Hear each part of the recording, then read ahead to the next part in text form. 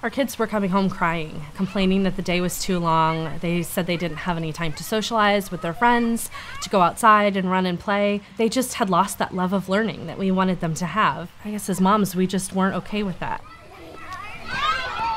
Our issue that we were having in Orlando was the lack of recess in elementary schools. Through the last several years, we saw a steady decline in the amount of minutes that children were allowed to have at school. And so we started a petition to try to get 20 minutes of daily recess implemented in all elementary schools.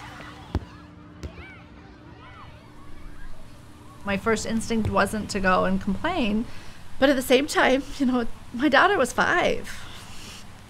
And it killed me. So I called Angela and I said, we're doing something. I'm not going to sit by and be upset anymore. We're going to do this. No. So did they really give you silent lunch yesterday? Somewhere along the lines, people started to believe that more instructional time would get them better test scores. And that's how recess started to kind of fall by the wayside, which of course goes against all the research that, has been done on recess.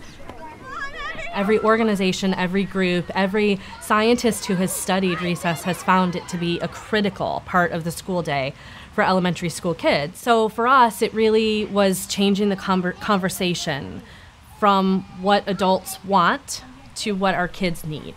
I think that a big part of the reason that we were successful is that we were able and willing to put the time into this. When we would come to Tallahassee and we would have our appointments with our state representatives and our state senators, they were stunned that a bunch of moms had jumped in the car at 3:30 in the morning to meet with them. And our legislators respected that we cared enough about our children and this issue to be willing to do that. Big, right? Yeah. You want that? Yeah, I want it. So we have our mandate. We're on vacation. We have our mandate in the state of Florida. All elementary school children, grades K through 5, are required to have a 20 consecutive minute daily unstructured free play recess period. It's not perfect yet.